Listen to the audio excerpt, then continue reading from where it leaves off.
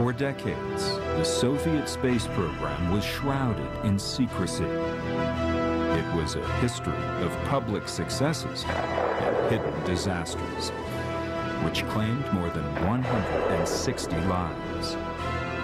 It wasn't until the end of the Cold War and the collapse of the Soviet Union in 1991 that the secret history of Soviet space disasters was finally revealed. The Soviet mission to dominate space would ultimately become nothing more than a dusty dream. But during the 1960s, two space programs are in full gear with the moon as their goal. Each superpower desperately wants to be the first to put a man on the moon. To put their cosmonauts on the moon, Russia needs a rocket big enough to get them there. N1 was a super rocket, counterpart to American Saturn, to launch Soviet counterpart to Apollo to the moon. By the late 1960s, the Saturn V has proven itself as NASA's workhorse. By early 1969, the Soviets are preparing to launch the N1. Unlike the Saturn, it is top secret.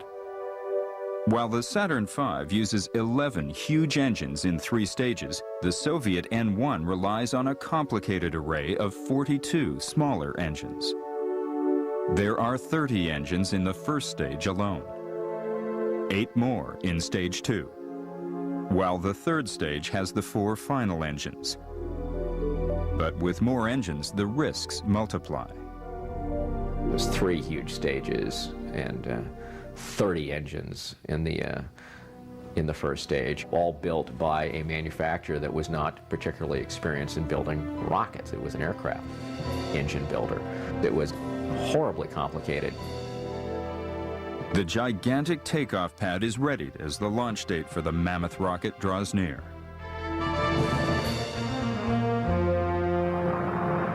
On February 21st, 1969, the Soviets launch the unmanned N1. Liftoff goes smoothly. Then, 70 seconds into flight, the engines malfunction. The rocket is completely destroyed, and so, it seems, are Soviet hopes of beating America to the moon. But the Soviets still believe the N1 can succeed. On July 3, 1969, 2 weeks before the Apollo 11 launch, the Russians send up a second N1.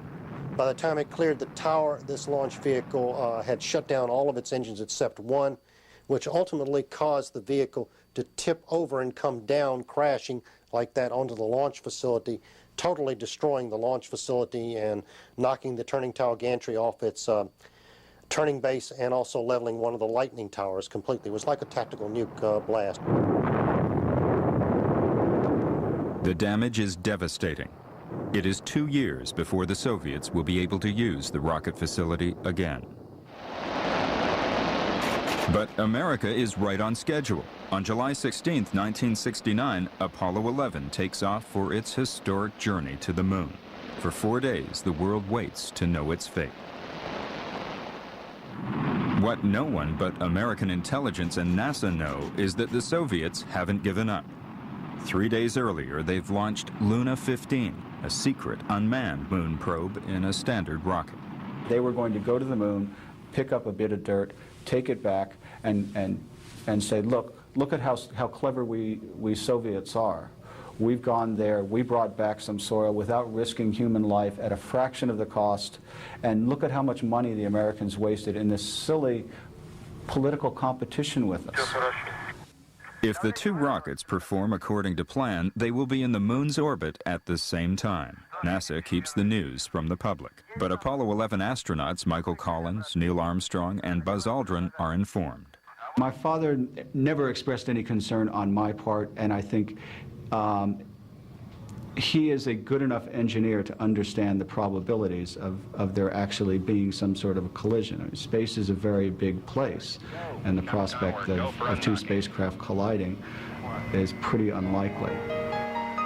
The next day, Buzz Aldrin and Neil Armstrong become the first people in history to set foot on the moon.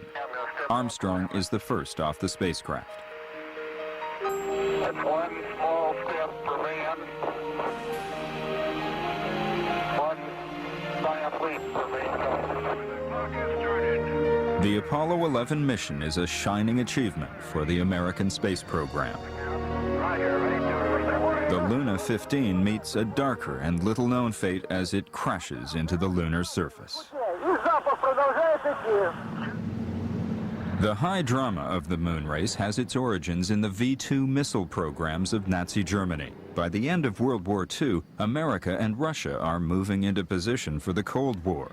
Both countries want Germany's rocket research. The fact that Nazi Germany spent all that money and used all those people, including the slave laborers, to build rockets to bombard London, saved the American and Russian missile and space programs a decade or more. America acts quickly.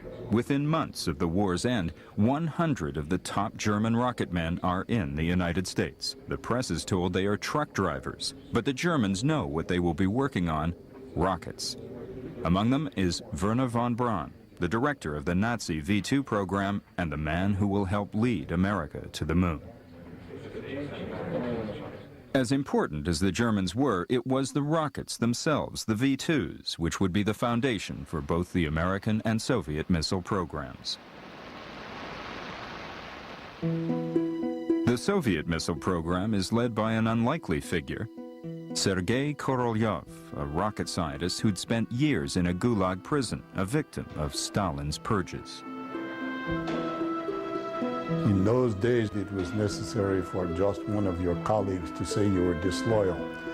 And a colleague, we think, made the claim that he wasn't working seriously on the rockets that were for the military defense program, but had these fantasies about space. In any case, Korolyov gets arrested, sent to the Gulag, almost dies, works in the gold mines, was there for, it's not clear how long, maybe as long as a year. Korolyov is rescued because of his mathematical education, aeronautical knowledge, and personal connections, but mostly because the Soviet military needs him to design planes. Out of prison, one of Korolyov's jobs in the 1950s is to counter the threat of America's Strategic Air Command. America's huge bomber fleet is armed with nuclear warheads and on call 24 hours a day. To the Soviets, it's like a dagger pointed at their throat. By 1957, Korolyov is ready to test his own creation, the R-7 Intercontinental Ballistic Missile, or ICBM. Korolyov's R-7 has 4 strap-on boosters that can power it into interplanetary altitudes and then explode it into American soil. The R-7 is revolutionary, the first missile that can deliver a nuclear warhead from one continent to another. But Korolyov's new engine design is not yet dependable. Meanwhile, a world away in New Mexico, America is having its own struggles with its modified V-2.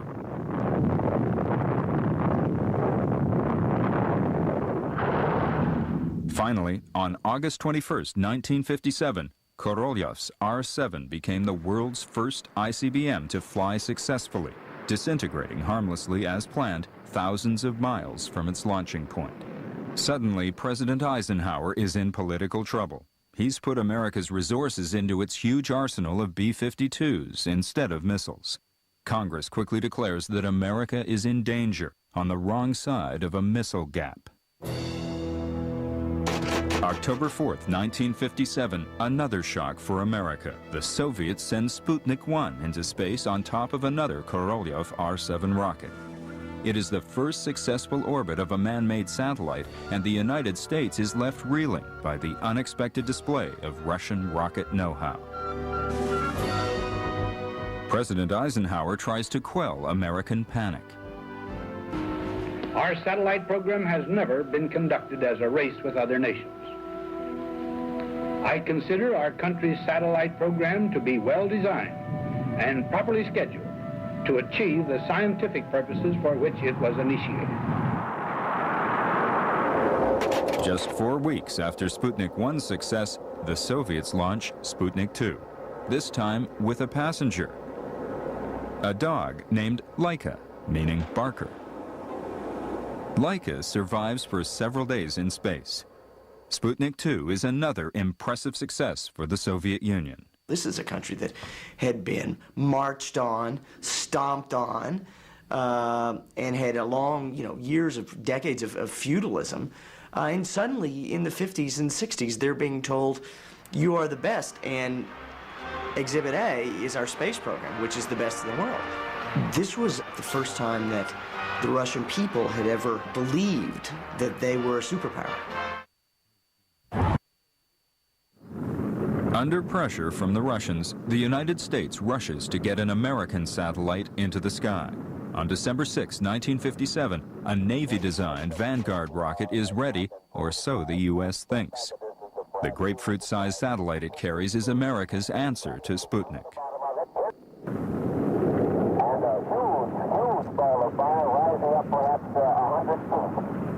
It's a humiliating failure for the United States. At the UN, Soviet delegates ask if the United States might wish to receive foreign aid under Moscow's program of technical assistance to backward nations. But there's much Khrushchev is keeping secret. We never saw video footage or TV footage of the Soviet rockets blowing up because it was done in secrecy. And even the R-7 only flew successfully on its fourth attempt, whereas the US program was in the full limelight of the media. On January 31st, 1958, America finally gets its first satellite into orbit. It's the Army's Explorer 1, and it uses a rocket built under the direction of Wernher von Braun. Eisenhower makes a decision that will change America's space program forever. He unifies all research into one department. In October of 1958, a new National Aeronautics and Space Administration, NASA, takes over the job. NASA's first step is to choose 7 pilots who will be America's first men in space. To the country, they are more than astronauts. They are a nation's hope to restore its technological self-esteem. We went for military test pilots who were all in their 30s. In fact, John Glenn was 40, who had degrees or a lot of experience in engineering, whereas the Russians got a bunch of younger men who were not remotely well educated by the Mercury standards. They didn't need to be very experienced, they just sort of needed to be healthy and trainable. Sergei Korolev, seen here next to his wife, would lead this group into the frontier of space. 6 would become Russia's first cosmonauts. 1 would become Russia's first casualty. These cosmonauts would be the Soviets' answer to NASA's Mercury 7.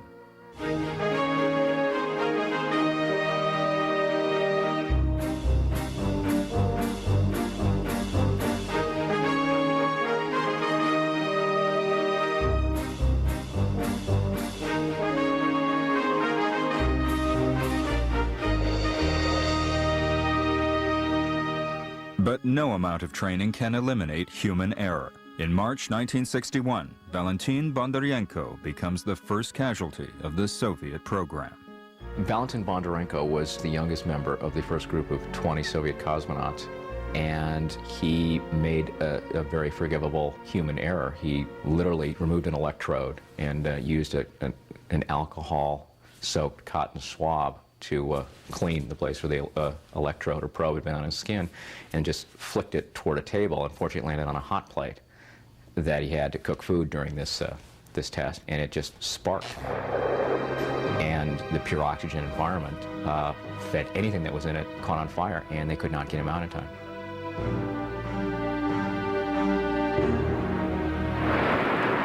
Inside the Soviet missile program, competition between rival divisions is fierce. One key player is Marshal Mitrofan Nedelin, a man of great bravery and even greater arrogance. He is so determined to develop a rocket that can replace Korolev's R-7 as Russia's ICBM that he fuels his new rocket with a volatile mixture so dangerous it's known as devil's venom. Marshal Nedelin wanted to be present at a very close distance. He instructed his team to bring a chair to place it just next to the rocket. So everyone understood that it was violation of the rules, but he was a big boss. So he was sitting there, and every rocket scientist, every engineer thought, should I stay behind the walls, or should I go to sit next to the marshal? Otherwise, I would be considered as a coward. And dozens of people moved close to Marshal Nedelin. And then, unfortunately, there was a big accident. There was a huge explosion, and everyone, including Marshal Nedelin, was killed.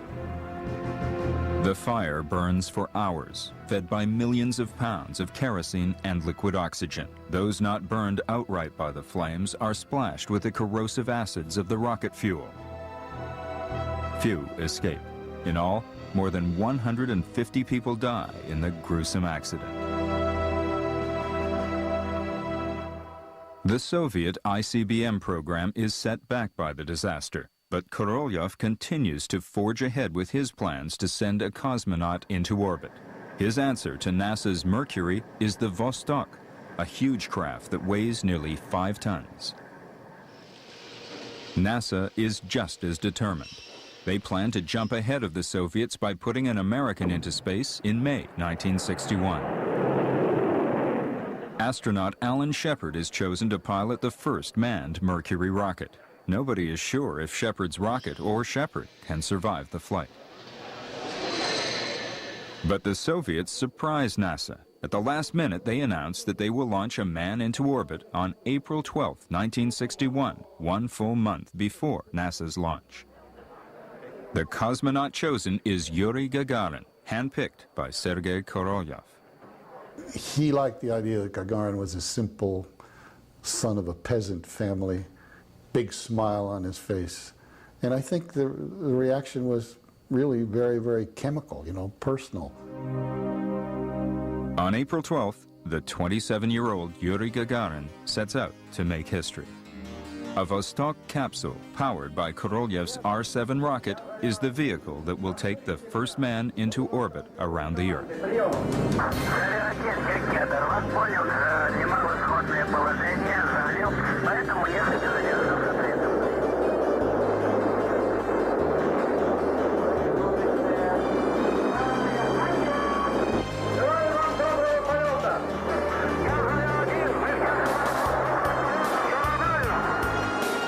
Gagarin makes one Earth orbit in Vostok 1. The flight goes flawlessly. But there is an important secret the Soviets are keeping. We didn't hear it officially from the Soviets at the time because they were presenting the fiction that he had landed in his spacecraft, because the international aeronautical rules required that a pilot had to take off in his aircraft and land to set a new record. And they were treating this as a new world record of the first space flight. So they just flat out lied about it. The genius of the original design was, well, let's just punch him out of there and let him parachute down. It's like, it's too hard for him to land in the spacecraft. Let's get him out of the spacecraft at 20,000 feet. And that's what they did. They just fired him out of there. Gagarin is hailed as a conquering hero around the world. The Soviet Union has upstaged America once again. Between 1961 and 1963, the Russian star shines brighter than ever as each Vostok flight confirms the Soviets' mastery of space. Valentina Tereshkova is out to achieve another first for the Soviets as the first woman in space. She is to pilot Vostok 6 into history. Tereshkova takes off on June 16, 1963. In another blow to American pride, she logs in more flight time, 48 orbits, than all the male Mercury astronauts combined. With Tereshkova's safe return, the Vostok series comes to a triumphant end and emphasizes the Soviets' lead in the space race. America's Mercury flights end in 1963, having failed to overtake the Soviets in the space race. The next U.S. space program, Gemini, is gearing up for its first launch in March 1965. It will put not one but two men in space and provide practice in docking maneuvers crucial to the success of a moon landing. The Russians feel pressured by Gemini. Khrushchev orders Korolev to beat the Americans into space with not two men but three, inside a capsule with a pressurized interior. Three can be crammed into the new Voskhod spacecraft, but not safely. There were 3 cosmonauts sent up in a Voskhod capsule, which was basically just a modified Vostok. And now the Vostoks would only carry one person. To squeeze 3 people in, it meant you had to take away their pressure suits. And there was no escape system. So if the rocket blew up or something went wrong during the launch, the 3 men just fried. October 12, 1964. It is the first Voskhod launch, and for the first time, the Soviets will not be using an ejection seat. The cosmonauts will return to Earth inside their capsule. Retro rockets and parachutes slow their descent, and the 3-man crew lands safely deep in Russia. The Americans have been beaten into space again. In the spring of 1965, the Soviets are readying a second Voskhod mission for another space-age first. Pavel Belyaev and Alexei Leonov are the crew. Their mission, the first walk in space. There is no third cosmonaut on this trip. The extra space is needed for their spacesuits. Leonov trains hard on Earth, but in space there are dangers no one anticipates. On March 18, 1965, Leonov begins his historic spacewalk. Leonov was really a guinea pig. He was trying out something that had never been done before. His spacesuit was pressurized, obviously because space is a vacuum. So if you didn't wear a spacesuit, your blood would boil and you'd die very quickly. Unfortunately, while he was out in space, the air inside his suit pushed it outwards rather like a balloon. So he was much bigger than he would normally have been. And when he tried to squeeze back into the airlock entrance, he couldn't fit. So he therefore kept gradually dropping the pressure, hoping that it would become small enough so that he could fit in. And eventually he had to drop it below the permitted safety limit, in fact, before he could just about squeeze in feet first. But it was a real struggle. Leonov's problems aren't over. He and Belyaev land off course and spend a cold night alone in the Russian wilderness before being rescued. The world is told nothing of the flight's flaws. For Korolev, the mission is another success and the last of the Voskhod series. He can concentrate now on the spaceship that will take his cosmonauts to the moon, the Soyuz. The Soyuz has been in development since Sputnik, nearly 7 years. The huge spacecraft weighs almost 7.5 tons, 1.5 times the mass of its predecessor, the Voskhod. However, the first Soyuz manned flight is still 2 years off. Gemini 12, Gemini 12. The Americans, meanwhile, continue flying Gemini missions. Between 1965 and 1966, Gemini amasses almost 1,000 hours in space. The Russians' Voskhod only 26. America has caught up in the space race. The testing of Korolev's Soyuz spacecraft moves forward under pressure from the Soviet leadership. It is at this crucial point that Korolev, the master of the Soviet space program, is hospitalized for routine surgery. He goes into the hospital for what was supposed to have been a simple operation, and he thought he was going to be in over the weekend and back to work on Monday morning. The surgeon discovers he's got a huge malignant tumor the size of a fist. He issues an emergency call to get help. They can't find help. It was over the weekend. They tried to fit an oxygen mask on him, and because he'd had his jaw broken in the gulag, they couldn't fit it properly. The operation fails, and Korolev is given a state funeral. Ironically, he is honored in death as he could not be in life. The new chief designer is Vasily Mishin, Korolev's former second in charge. Although a talented engineer, he lacks Korolev's organizational skills, political connections, and sheer bullying power. The loss of Korolev will haunt the Soviet space program for years to come. On January 27, 1967, during a routine training mission in the Apollo 1 command module, a fire breaks out. It quickly flares out of control in the oxygen-rich atmosphere inside the capsule. Within 16 seconds, the 3 astronauts are dead. The disaster is horrifyingly predictable and preventable. The cause? Bad wires, faulty installation, and poor quality control in a spacecraft packed with flammable materials. The Apollo disaster might have been avoided had the Soviets told the truth about Valentin Bondarenko's death in 1961. It will be 2 years before NASA's next manned flight. The American disaster provides the Soviets with an irresistible opportunity to retake the lead in the space race. They rushed the Soyuz into readiness for a launch in the spring of 1967. Cosmonaut Vladimir Komarov is scheduled to pilot the new Soyuz spacecraft. Soyuz engineers ask Brezhnev for more time to perfect Soyuz 1, but Brezhnev refuses. They must launch on time. It seems likely that the Soyuz 1 was a fundamentally flawed spacecraft, and that the cosmonauts, the designers, those people that really understood the program, believed that they were likely to have a very big problem with it. On April 23, 1967, Soyuz 1, with cosmonaut Vladimir Komarov, is launched. The mission gets off to an ominous start. Soyuz 1 unfortunately lost a solar panel and therefore didn't have enough power to stay up long enough for Soyuz 2 to come and rendezvous with it. So they decided to take Komarov back down again.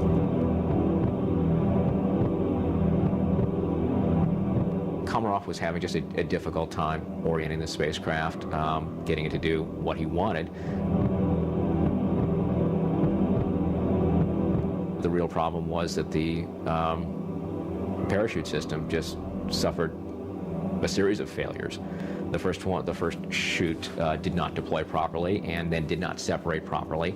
The emergency chute fouled with that, and the spacecraft never slowed down. It just hit the Earth at however many 250 miles an hour.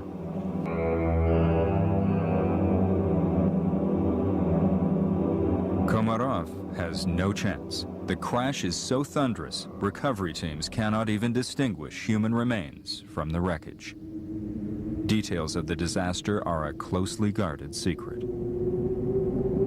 Komarov will be remembered, however. He is the first person to die during a mission to space.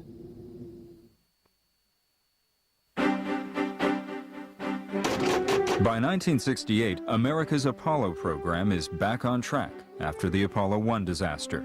That same year, the Russians struggle to iron out the problems of Soyuz.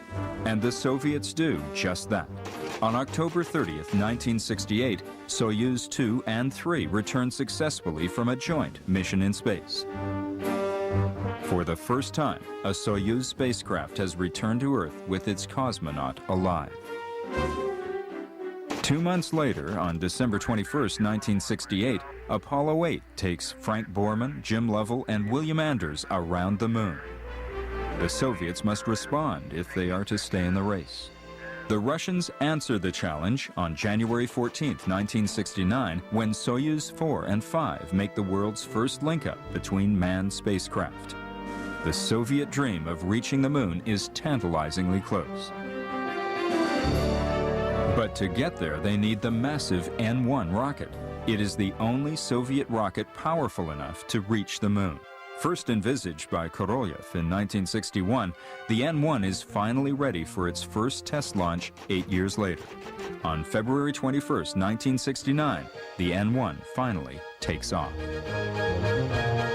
It performs beautifully for approximately 70 seconds. With the N-1 disaster, the Soviets lose all hope of winning the moon race. But they still have hopes the N-1 will get there before the end of the decade. 5 months later, they launch another N-1. And the Soviet dream of reaching the moon goes up in flames. 30 seconds. On July 20th, 1969, the race to the moon ends in triumph for America. The mysterious surface that has fascinated humanity for so long finally is conquered. That's one small step for man, one giant leap for mankind.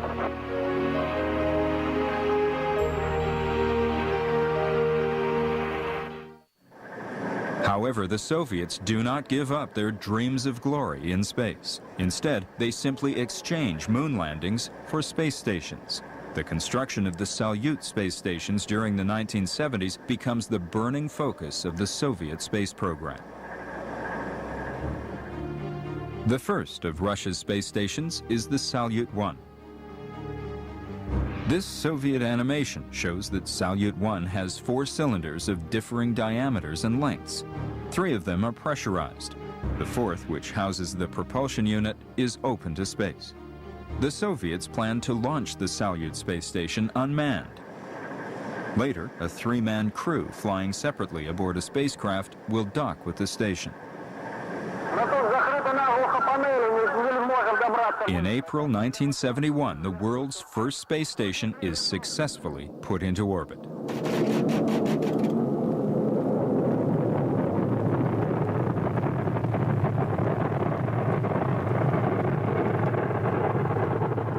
Having reached orbit successfully, the station is ready for its first occupants. Vladislav Volkov, Georgy Dobrovolsky, and Viktor Patsayev will be the Salyut 1's first visitors. In order for all 3 to fit into the Soyuz 11, they must leave behind their pressurized suits. The Soviets have been sending cosmonauts into space this way since Voskhod 1. It's a big risk, but they're out to make history. On June 6, 1971, the 3 cosmonauts are launched in Soyuz 11 from the Baikonur Cosmodrome.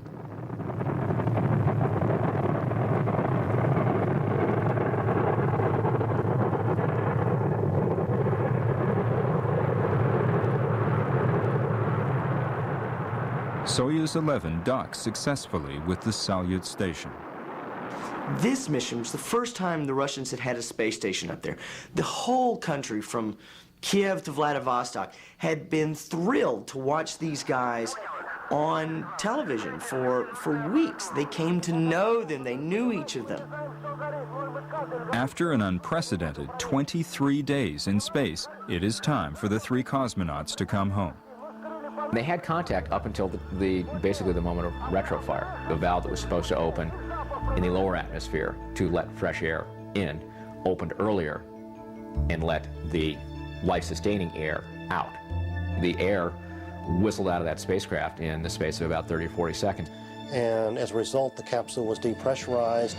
Patsayev actually got out of his seat and recognized what the problem was, but was unable to close it fast enough. And when the rescue crews came to open up the capsule, they wondered why everything was so quiet. There were no radio communications going on. And they found these 3 men just strapped in their seats, just lying there. The cosmonauts cannot be revived. Without pressure suits, their blood has literally boiled. The Soviets have lost the dangerous gamble to fly without pressure suits. The price is paid by the 3 cosmonauts and their families.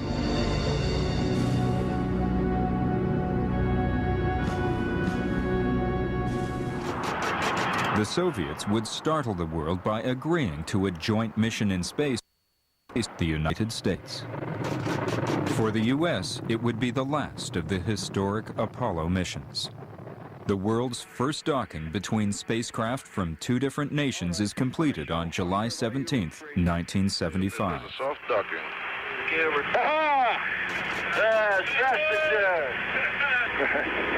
Okay, turn on the camera. Hit the remote. Glad to see you. Here. The hostility between the superpowers that has cost so many lives and so much money is dissolved in the goodwill of the moment.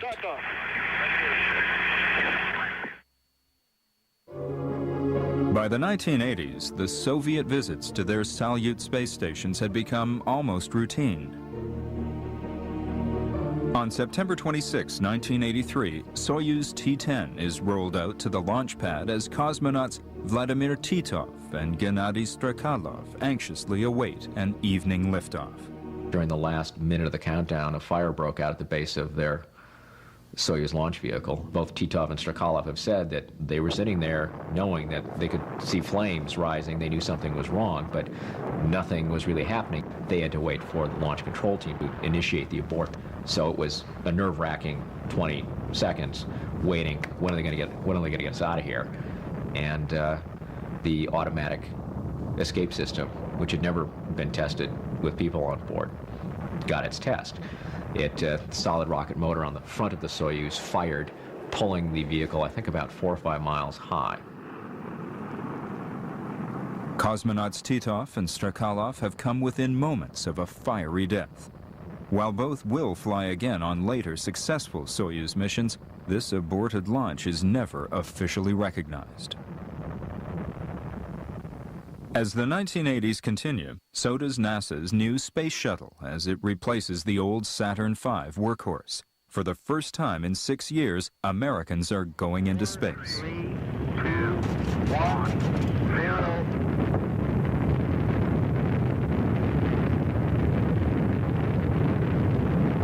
And we have liftoff of America's first space shuttle. While the shuttle is perceived as a great success, the reality is that it's much more expensive than the Saturn V to operate, and many in NASA think it's a costly mistake.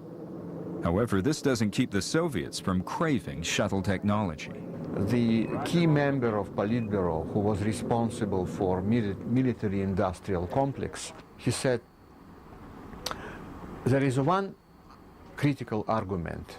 Americans are doing it. You think they are stupid? They are very pragmatic, and if they are doing it, it means that they know something else. Let's follow their example. Rumors began that the reason for the remarkable similarity between the U.S. space shuttle and Soviet Buran is not engineering, but espionage. I've seen their Buran, which is the title they use for their shuttle, and it does look very much like our shuttle. I suspect that they probably had drawings and they were never classified. I don't think they would have been very hard to get. I would be hard-pressed to say they stole them. In fact, if they wrote in, we might have sent them to them. I think they have very capable engineers who could develop a system like that, but I don't think they did. I believe it was designed independently, and even if its shape looks familiar, you know, the shape is dictated by aerodynamics. The Soviet shuttle flew once. Now it's in a city park in Moscow. It's in Gorky Park. Basically, they ran out of money. I mean, at a time where in 1990 their budget started going steeply down, the Buran was just eating up a lot of money. And so, as a result, it's sitting in a park right now. Soviet resources go instead to their third-generation space station. It's called Mir, meaning peace. On February 20th, 1986, Mir is successfully launched. Mir has 6 docking ports, which allow unmanned scientific modules to dock with the station. It's remarkably flexible. Modules can return to Earth when their missions are complete, to be replaced by new modules carrying different experiments. While the Russians were able to fund the initial construction of Mir, the cosmonauts have had to resort to some unusual capitalist antics to keep it afloat. The Russian cosmonauts these days have a really difficult and ironic job. They're asked to do an increasing number of kind of really cheap things like milk commercials and things, and they hate it. They hate it. And you can understand that. They're cosmonauts. They shouldn't have to do milk commercials. Discovery, a magnificent picture, Mir crossing the horizon. Mir was meant to last only 5 years. It is now approaching its 13th birthday and is fighting the American perception that it's outdated equipment ready for the cosmic junkyard. Certainly a lot of things broke. The Soviets, or the Russians now, have demonstrated that they can improvise when problems come up. Now, often they do it in ways that makes us very nervous. And the risk they take is quite often more than we would like to take. When something goes wrong up there, ever since 1971, they have to fix it up there. And that's given them an expertise in kind of seat-of-the-pants repairs that the Americans have only read about in books. And it's the one thing that, as people in NASA are kind of sniping and making snide comments about how the Russian program is falling apart, it's the one thing that we really realize the Russians have over us, is that type of experience. In the 1990s, the strengths of both the Russian and American space programs would finally come together. By May 2001, the two nations, along with 14 other countries, would complete the world's first international space station. The Soviet space program led the race to the moon from 1957 to 1967.